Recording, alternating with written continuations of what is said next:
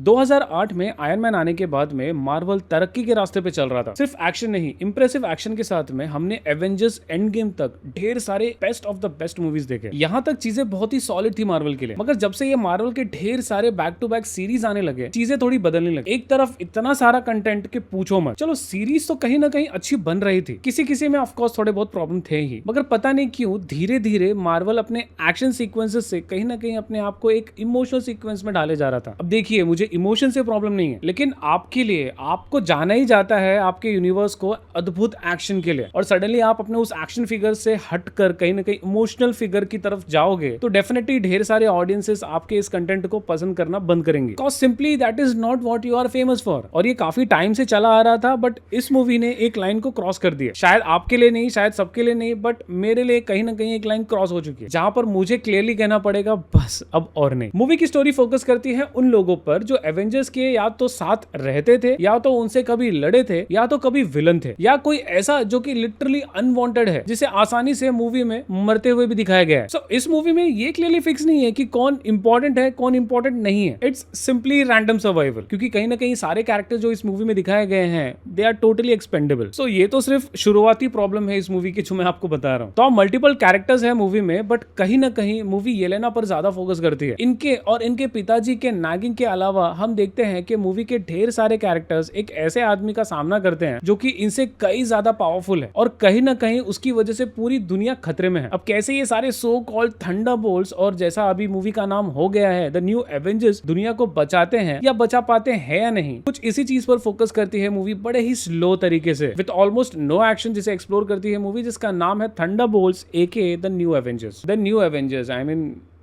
कुछ और नाम रखना चाहिए था। This title just doesn't hit, या फिर मूवी को पहले न्यू एवेंजर्स रखना चाहिए था और बाद में थंडरबोल्ट्स कर देना चाहिए था, because Thunderbolts sounds quite good.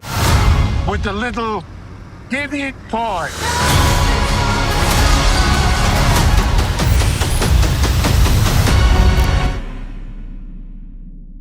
First things first, movie 2 घंटे की है और मैं रियली इस मूवी के लिए बहुत ज्यादा एक्साइटेड था। बिकॉज ऐसे लोग जो कि एवेंजर्स से कई गुना कम पावरफुल हैं, उनसे हार तक चुके हैं, वो एक ऐसे विलन का सामना करने वाले हैं जो कि कहीं ना कहीं एवेंजर्स से भी कई गुना ज्यादा पावरफुल है। हाँ, जिसने मूवी देख ली है वो अब सोचा रहेगा कि भैया ये तो बस ट्रेलर में दिखाया गया था। ठीक है, ट्रेलर में ही सही, लेकिन पावरफुल थे। ट्रेलर में एक्शन था, रहस्य था कि भैया सेंट्री आखिर है कौन और क्या है ये, मतलब बिना टच किए सबको बस शैडो में कन्वर्ट कर दे रहा है। All this things hype the movie, but movie हमें एक्चुअल में क्या दिखाती है? येलेना का उनका पिता के साथ में हमेशा कोई ना कोई झगड़ा, हमेशा कोई ना कोई कांस्टेंट नैगिंग, और कभी कभी येलेना खुद के साथ भी नैगिंग करती हैं कि कैसे अब वो टूट चुकी हैं, अकेली हैं, जिंदा रहने का इच्छा नहीं है, ब्ला ब्ला ब्ला। ट्रस्ट मी, 15 मिनट मूवी का कम किया जा सकता था इनके नैगिंग को काटकर, या फिर इनके नैगिंग के अलावा कुछ इंटरेस्टिंग डाल सकते थे। ऐसा लग रहा था कि मूवी में कुछ खास था नहीं दिखाने के लिए, तो इनकी नैगिंग ही ऐड करके मूवी को 15 मिनट और एक्सटेंड कर दिया गया। But if I am not wrong, movie में 6 कैरेक्टर्स थे, जिसमें से एक को तो बस यूं ही उड़ा दिया जाता है। मतलब वो स्टार्टिंग में जब हमें दिखाया जाता है वो कैरेक्टर काफी इंटरेस्टिंग लग रहा था, उसे बस ऐसे ही उड़ा दिया जाता है। बचे 5, जिसमें से 2 की नैगिंग हम देखते ही हैं। मूवी बकी पर भी फोकस करती है कुछ इंप्रेसिव स्टाइल एक्शन के साथ, जो कि फ्लैट आउट फेल हो जाता है। अब आई डोंट नो कि ये इंटेंशनली किया गया, लेकिन बकी के जितने भी इंप्रेसिव एक्शन दिखाने की कोशिश किए गए हैं वो बड़े ही वियर्ड लग रहे थे। अब बचे 2 कैरेक्टर्स, जॉन और एवा। एवा को कहीं ना कहीं अंडर एस्टिमेट कर दिया गया, कुछ इंपॉर्टेंस नहीं दी गई, एक्सेप्ट द फैक्ट दैट कि ये बस एस्केप के लिए यूज की गई। हाँ, the only character that was ruthless, lovable and always ready for action was John walker. यही एक कैरेक्टर है थ्रू आउट द मूवी जो कि मुझे बहुत पसंद है। इनको ज्यादा स्क्रीन टाइम देना चाहिए था, दिया भी है कहीं ना कहीं मूवी में, but as compare to Yelena, इन पर अगर मूवी फोकस करती तो शायद ज्यादा अच्छे रिजल्ट्स उभर कर आते। I think this guy basically deserves another movie और at least a series in his name. Frankly speaking, movie में यही एक कैरेक्टर था जिसने मुझे पागल नहीं किया, और मुझे ऐसा इसको देख के लग रहा था कि ये बंदा लिटरली एक्शन करना चाहता है। पागल करने वालों की लिस्ट खत्म नहीं हुई है। 2 और कैरेक्टर्स हैं जिनको आई थिंक कॉमेडी के लिए डाला गया था, बट आई थिंक वैसा कुछ होता नहीं है, एंड ये कॉमेडीपन भी कहीं ना कहीं फ्लैट आउट फेल हो जाती है। कैरेक्टर्स का नाम है वैलेंटीना और इनकी असिस्टेंट मेल। मेल का तो मूड स्विंग होता रहता है बिना किसी रीजन के, कभी अच्छी कभी बुरी। एटलीस्ट इनकी मालकिन फुल ऑन विलन थी, बट ये बोलती ज्यादा और करती कम थी, जो कि हमें फाइनली लाता है हमारे लास्ट कैरेक्टर सेंट्री पर। 1.5 या 2 मिनट का एक्शन बहुत अच्छा था, मगर दैट्स इट। आई मीन, जब इनका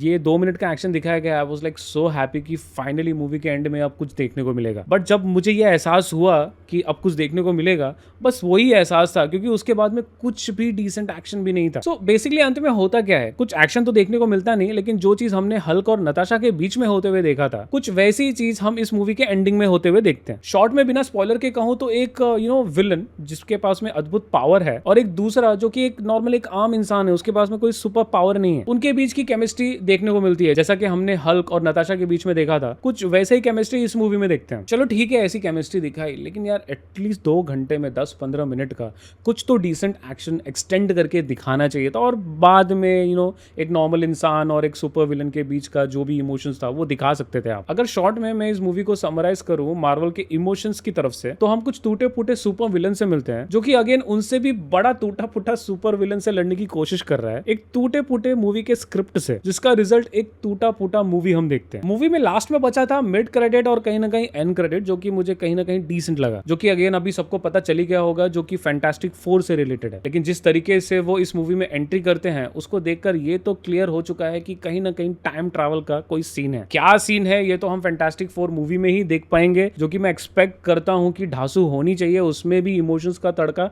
न लगाया गया हो। लगाएंगे तो कोई दिक्कत नहीं है, लेकिन मेनली मूवी इमोशंस पर नहीं फोकस करनी चाहिए, एक्शन पर फोकस करनी चाहिए, स्क्रिप्ट पर फोकस करना चाहिए, कैरेक्टर पर फोकस करना चाहिए। आई मीन मार्वल जिस चीज के लिए अब तक जानी जाती है उस चीज पर फोकस करना चाहिए। ओवरऑल कहूं दोस्तों तो मार्वल ने इस मूवी के थ्रू कुछ हटकर करने की कोशिश की है, बट आई थिंक ओवरऑल कहीं ना कहीं ये फेल हो जाते हैं। ओवरऑल कहूं तो काफी सारे ऑडियंस ये भी कह रहे हैं कि मार्वल ने पहली बार कुछ हटकर स्टोरी दिखाई है, उस चीज को दिखाया है जो कि आज तक किसी भी सुपर हीरो के मूवी में नहीं दिखाया जाता। आई मीन कहीं ना कहीं सैडनेस और इमोशंस, बट भैया सैडनेस और इमोशंस के ढेर सारे मूवी है मार्केट में already. We do not want that sadness and emotion part. I know कि सुपर हीरो के लाइफ में भी वो सैडनेस और इमोशंस हो सकते हैं, बट आपने हमें एज अ मार्वल फ्रेंचाइज आपने हमें एक आदत लगाई है भैया, बहुत सारे ढेर सारे अद्भुत चीजों को दिखाया है आपने हमें। सो वो एक्शन, वो एक्साइटमेंट, वो करिश्मा, वो डेप्थ हम आपकी मूवीज में देखना चाहते हैं, बट अनफॉर्चुनेटली ये सारी चीजें एवेंजर्स एंड गेम के बाद में खत्म हो गई। डेडपूल एंड वुल्वरिन का ही एग्जांपल ले लो, मतलब वो मूवी क्या थी, मतलब मुझे आज तक समझ में नहीं आया, और उसमें भी कहीं ना कहीं इमोशंस का एंगल यूज किया गया था, और मेरे हिसाब से मेरे लिए तो वो मूवी भी पिटी गई थी। आई जस्ट होप कि फैंटास्टिक 4 के साथ में ये लोग वैसा कुछ ना करे, क्योंकि काफी टाइम के बाद में हम फैंटास्टिक 4 को रिटर्न आते हुए देख रहे हैं, और इसलिए अनफॉर्चुनेटली इन सारी चीजों को ध्यान में रखते हुए मैं इस मूवी को रेट करूंगा 5.5 आउट ऑफ 10। दोस्तों जाने से पहले बता दूं, नेटफ्लिक्स के अल्ट्रा HD अकाउंट जो कि 650 में आते हैं, आपको मिल सकते हैं सिर्फ 163 में। कैसे? वीडियो के डिस्क्रिप्शन में दिए गए हमारे व्हाट्सएप पर तुरंत कांटेक्ट कीजिए। अंत तक वीडियो देखने के लिए धन्यवाद। Stay safe.